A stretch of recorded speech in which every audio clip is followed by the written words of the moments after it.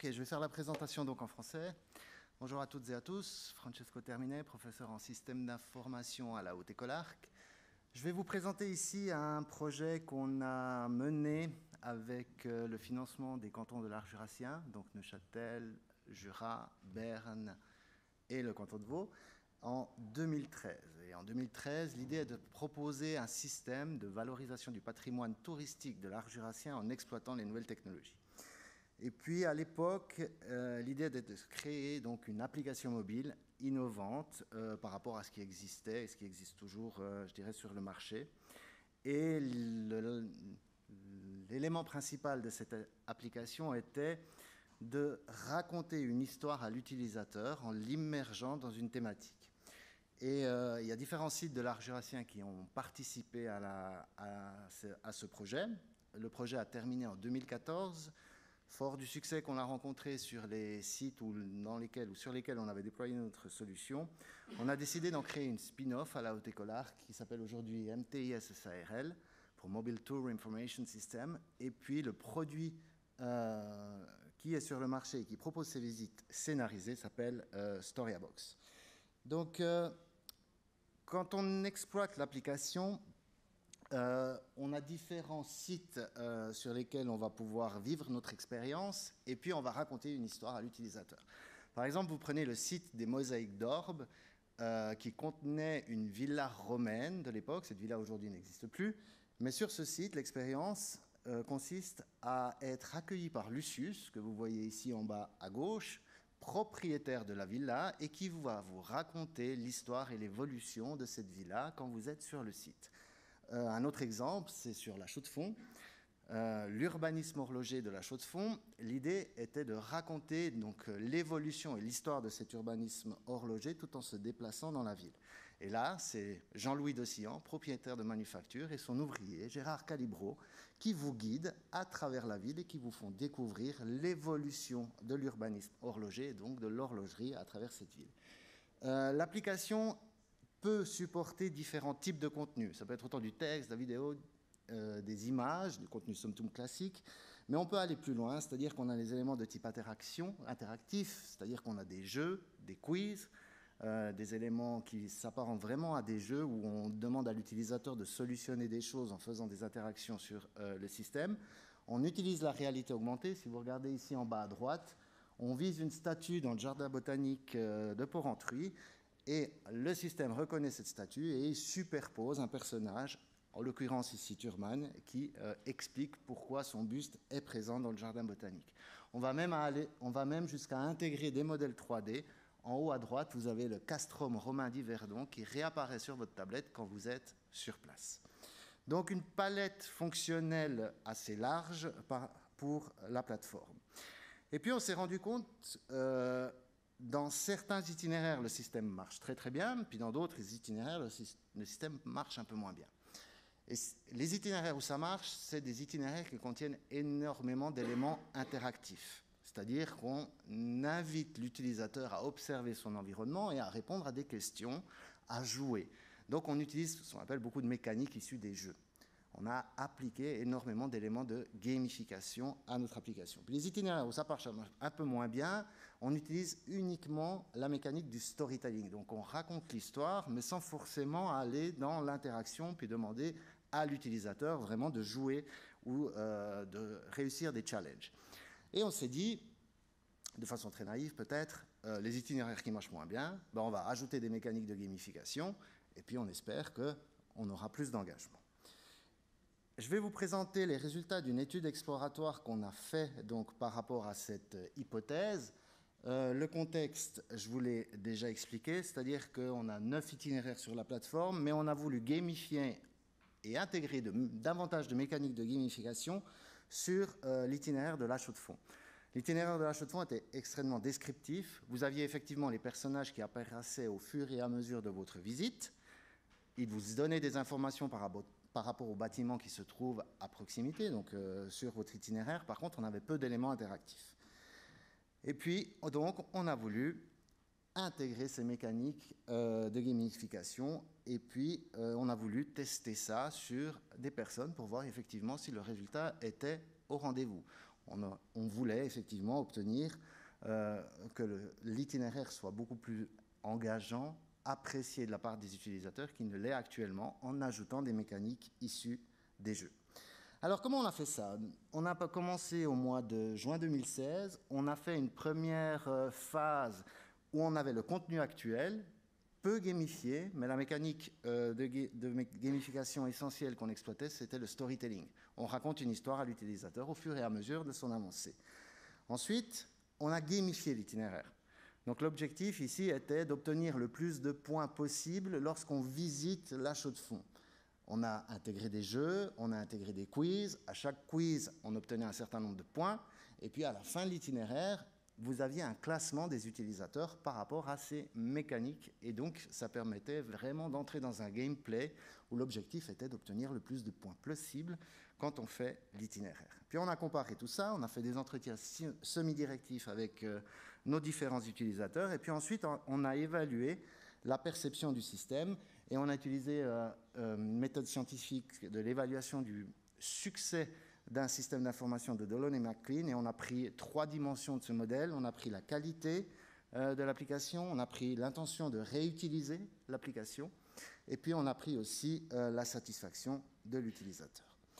Pour gamifier, différentes méthodologies existent pour essayer d'avoir une structure dans la mise en place de cette gamification. On en a utilisé une ici, qui est la méthode GAME proposée par Muletier, donc Goal, Action, Merit and Evaluate. Cette méthode, elle est décrite dans la littérature, elle définit les objectifs pour l'utilisateur, elle définit ce qu'on appelle le graphe des expériences ludiques qu'on peut retrouver dans les jeux, donc l'expérience dite de compétition, de jeu de rôle, de coopération, de storytelling, et puis ensuite on fait monter en gamme l'utilisateur en fonction des résultats qu'il obtient. On aurait pu en utiliser d'autres, je crois qu'il y a Octalysis, je ne sais pas si la personne est arrivée, qui propose aussi un framework pour mettre en place ces mécanismes de gamification. On est dans un contexte touristique et ce qui est intéressant avec la méthode GAME, c'est qu'elle va exploiter ce qu'on appelle une typologie de joueurs. Là aussi, il y en a un certain nombre, mais celle-ci est exploitée par la méthode GAME. C'est ce qu'on appelle la typologie de Bartle, qui propose 4 types de joueurs, ce qu'on appelle les killers, les achievers, les socializers et les explorers. Donc 4 catégories, et à chacune de ces catégories va correspondre une mécanique de gamification qu'on peut intégrer dans l'application pour justement essayer de couvrir tous les types de joueurs et donc adresser le plus possible et essayer d'augmenter donc le succès puisqu'on va essayer de s'adresser à tous les types de joueurs avec ceci. Donc, si on fait le mapping, ça va se donner ça. Pour chaque expérience ludique, vous allez pouvoir associer un profil de joueur et puis trouver des mécaniques qui correspondent à chacun de ces profils. Donc, on a rajouté des quiz pour les socializers. Donc, les socializers, c'est les gens qui aiment communiquer à l'intérieur du jeu ou à l'extérieur du jeu. Alors, pourquoi nous, on a mis les quiz à ce niveau-là? Parce que notre application sur le terrain, généralement, elle s'utilise à plusieurs. Donc, on a dit, si on met un quiz, les gens qui utilisent l'application vont discuter entre eux. Donc, ils socialisent pour pouvoir trouver la bonne réponse. D'accord ?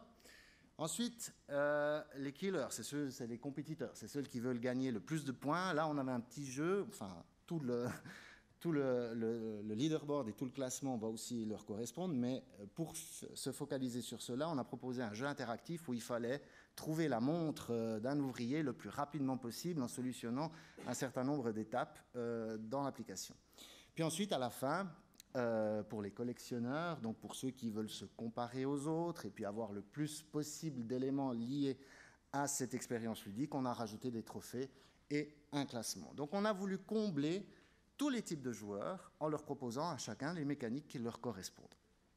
Explorer, on l'avait déjà comblé puisque la principale mécanique utilisée par les explorers, c'est le storytelling.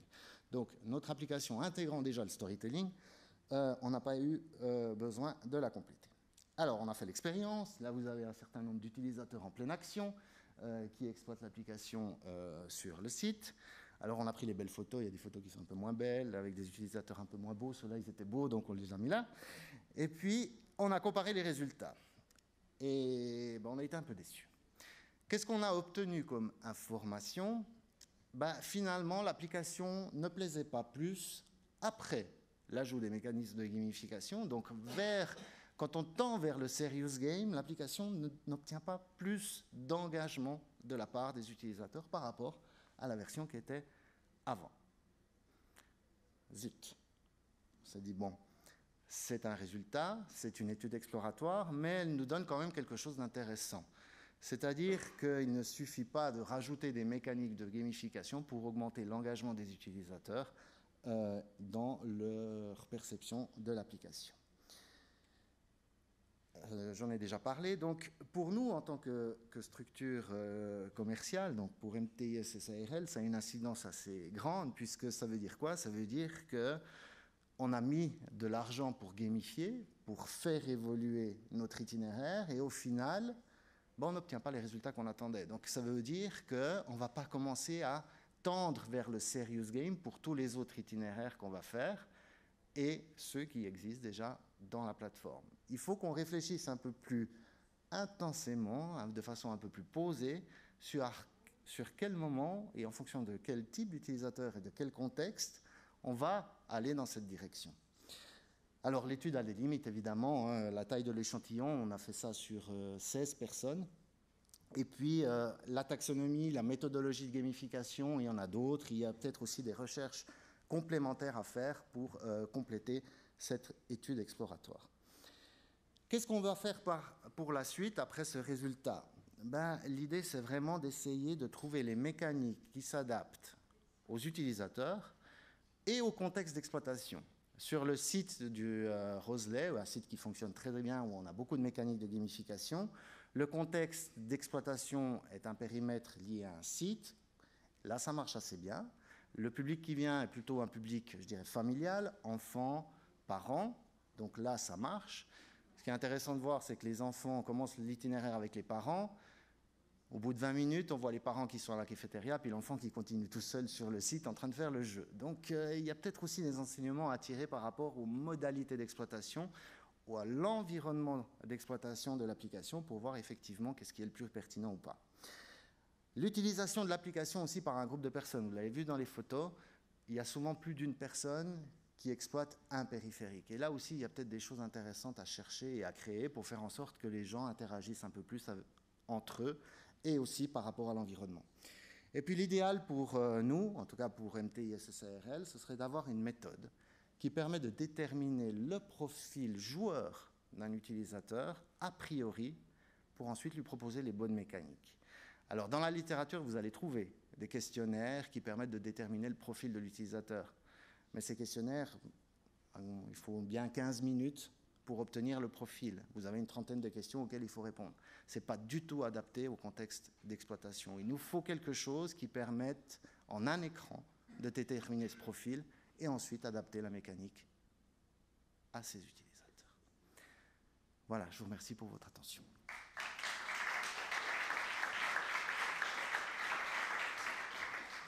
Thank you, Francesco. I have a question for you. What is or what are the goals of your application? It's education, it's changing tourists' destinations, it's promoting some places or some cities, everything? What's the goal? L'application est effectivement extrêmement flexible, mais le premier objectif de l'application, c'est de proposer un produit touristique innovant pour le prestataire pour adresser un plus large public. Et surtout pour proposer une activité qui est dans l'air du temps. C'était ça le premier objectif. Maintenant, effectivement, en fonction du contenu concret pour un site, ça peut avoir une vocation éducative, ça peut avoir une vocation tout autre.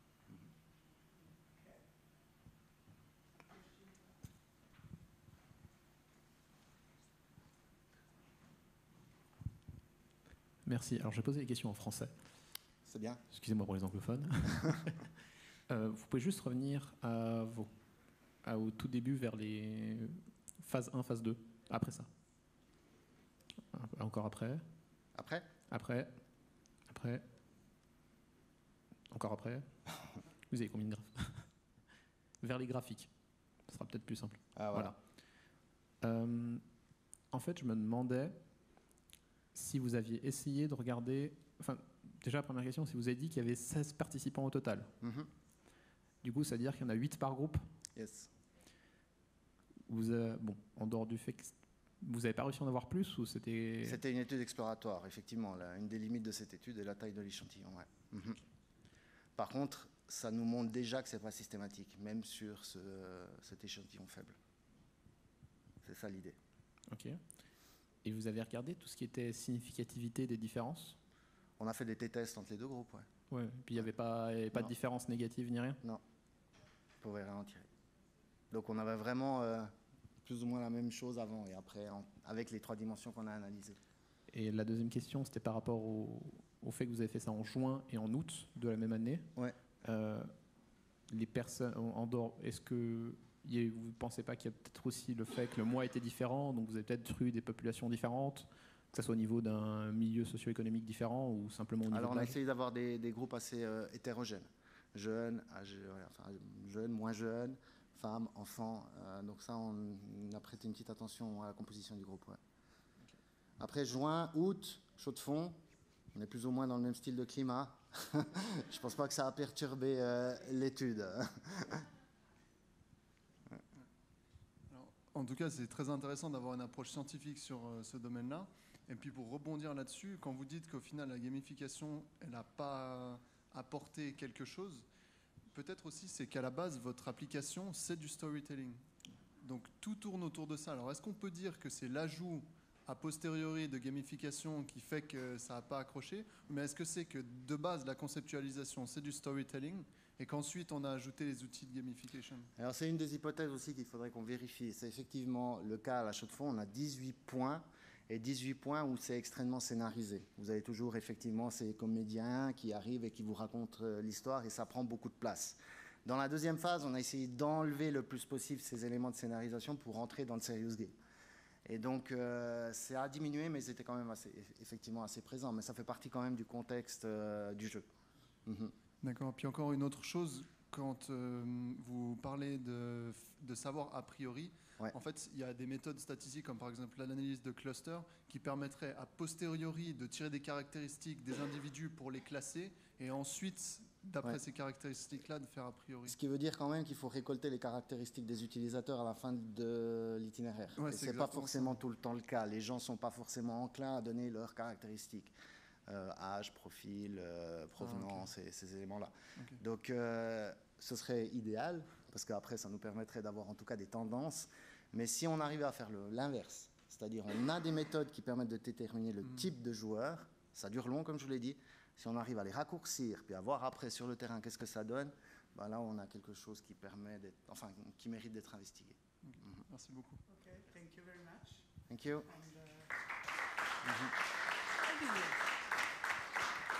Merci. And now Stefano Ferrino, he's coming also from ARC and he wants to change our eating habits.